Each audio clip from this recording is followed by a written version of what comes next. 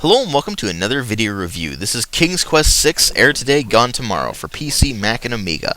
This is the follow-up to King's Quest V, Absence Makes the Heart Go Yonder. It was first released in 1992 on floppy disks, and later on they released a CD version. It was basically the following year. And the difference between these versions is that the floppy disk version did not have fully voiced dialogue, and it has obviously not enhanced visuals like the CD-ROM version does. That's pretty much it. There really isn't a major difference between the two games except for visual quality and fully voiced dialogue. But the game actually follows in the footsteps of King's Quest V. It's another point-and-click adventure, and so how does that actually work out in this grand scheme of things? Did they take what King's Quest V did and improve it, or what? Well, as far as the presentation goes, it's certainly a step up from the previous game. It took what King's Quest V did and integrated more detailed environments, better animation, that sort of thing. But if you're playing the floppy drive version, then you don't get to see the level of detail that you see in what you're watching right now. What you're seeing right now is, of course, the CD version, which had enhanced visuals, particularly with the portraits of characters when they were talking. So you'd notice that. You'd also notice some slight changes in the interfaces, quality, that sort of thing. But in general, the CD version does look better than the floppy version, which even looked better than King's Quest V, of course. The art style is nice and colorful. It has a very nice fairy tale fantasy charm to it. It works for the game quite well. And then you have the sound design, which is much better than the previous game. Admittedly, King's Quest V had some cheesy voice acting in it, and that was partly because it was an amateur voice cast. There were a few voices that were annoying, but for the most part, for the time, it was pretty good voice acting. Except in this one, they actually got real voice actors. They hired the professionals to actually do it, and the result is very noticeable right off the bat. All of the voice acting in King's Quest VI is much better than the previous game, and it really does help convey the story better. So they did a much better job with that. And then, of course, there's the music, which is just on par with the previous games in that it's high quality, it fits the game very well, it's got a very nice fairy tale fantasy vibe to it, and it all works out together with the visuals to create a very nice atmosphere for the game. But that's not what really matters in the long run. No, what really matters are the story and the gameplay, and the story in this one takes place after the events of King's Quest V, where Prince Alexander has become smitten for a character who is introduced in King's Quest V, Princess Cassima of the Land of the Green Isles. And so you are playing as Prince Alexander throughout the entirety of the game. And this actually is the second time you've played Alexander. If you haven't played through King's Quest III, then actually at the end of the game you find out that the guy you were playing as that whole time was actually Prince Alexander of Daventry. And there's actually some references to King's Quest III as well as, of course, King's Quest V in this particular game. And so that's kind of a cool thing. They introduce elements in the previous games and then they reference them in this. And it's in a way that actually makes sense. So they did a good job of incorporating this into the entire series and making it all flow together quite nicely. And so when you go to the Land of the Green Isles, he manages to shipwreck and finds himself on the Isle of the Crown, which is where the royal family resides. And when he goes to visit Cassima at the castle, he finds that he can't. The vizier tells him that she's mourning the deaths of her parents, obviously the king and queen of the Land of the Green Isles, and that she is not seeing any visitors. He also tells Alexander that there's some internal strife going on between the islands, and so it's not a good idea to visit them. And as you explore the islands and try to solve puzzles and try to basically get back to Cassima and rescue her from her imprisonment, which is what you find out, that she's basically imprisoned in her own castle. When you try to rescue her, you're going around the islands to find things that you need and information, that sort of thing.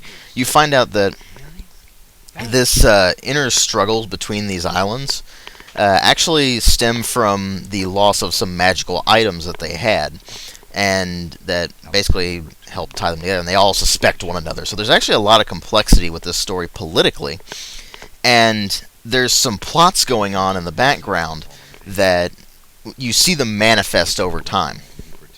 And as things are revealed, it creates this very nice air of mystery and adventure that doesn't really happen in the rest of the series, actually.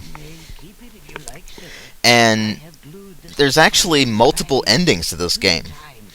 You can actually go through the game and not solve any of the problems between the islands and all that sort of thing, and you will actually get an ending for that. But you can also go the very long and methodical route, and you'll get a far more satisfying ending that really gives you a lot more exposition on the story and really develops everything a lot better. So, slow and steady is the best thing to do in this game. It's not a game you want to just breeze through, because you can do that, it's just nowhere near as satisfying.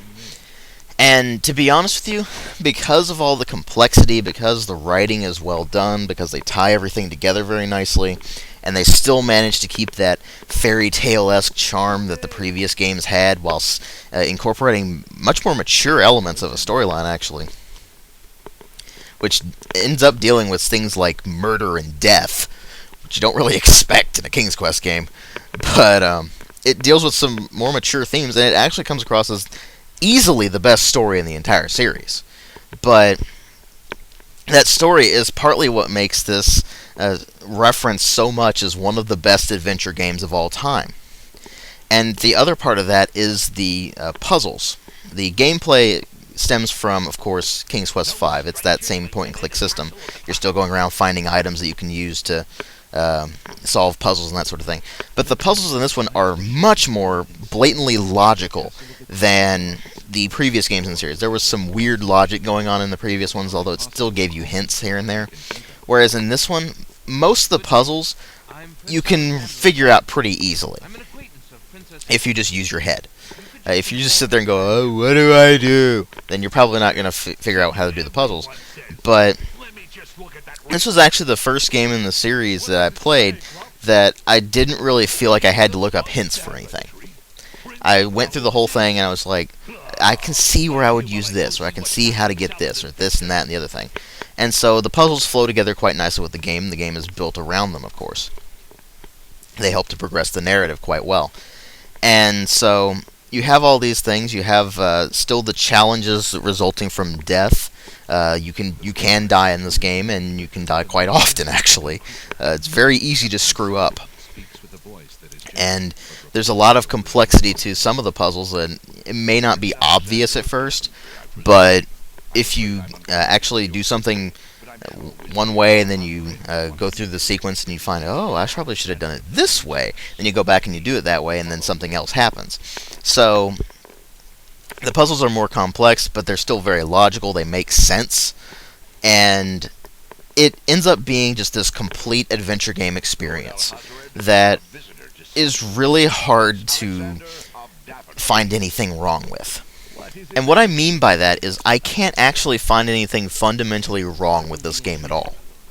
There are some slight issues here and there, like a few bugs that were eventually resolved, or things like that. Some slight issues with the writing if you really delve into it, but since it's a fairy tale-esque game, you can really forgive it a lot for some plot devices they use here and there. But there's really nothing wrong with this game. Nothing noticeable anyway, and it's certainly nothing that would get in the way of you enjoying it. And as a result, I can do nothing but recommend it on that basis alone. But there's also some things to keep in mind. One, this is part of the King's Quest series, and it is easily the best game in the entire series. Very, very easily the best game in the entire series. So if you're a fan of King's Quest, you will probably love this game. And many, many King's Quest fans will agree with me that this is the best in the entire series. But there's also something else that goes along with that. Many consider it to be the best adventure game ever made. I am not personally one of those people, but I think it's certainly one of the best adventure games ever made. It's just below Gabriel Knight Sins of the Fathers on my favorite adventure games ever list. Just barely below it. And as a result, I can do absolutely nothing but recommend it. I know it sounds like I'm just being a fan gushing here, but seriously, play King's Quest 6. And maybe you'll understand once you've played it, because it's really something you have to experience for yourself. There's just something about this particular game that you can't necessarily describe why it's as enjoyable and wonderful as it actually is. But suffice to say, again, one of my favorite adventure games of all time, certainly just below my favorite of all time. Easily the best King's Quest game of all time. And I can do absolutely nothing but recommend it. Particularly if you're a fan of the King's Quest series, particularly if you're a fan of adventure games. But even if you're not, this is probably the best adventure game to delve into first. Because it's just that good. And it's that easy to get into and that enjoyable. So I hope you check it out. Thanks for watching.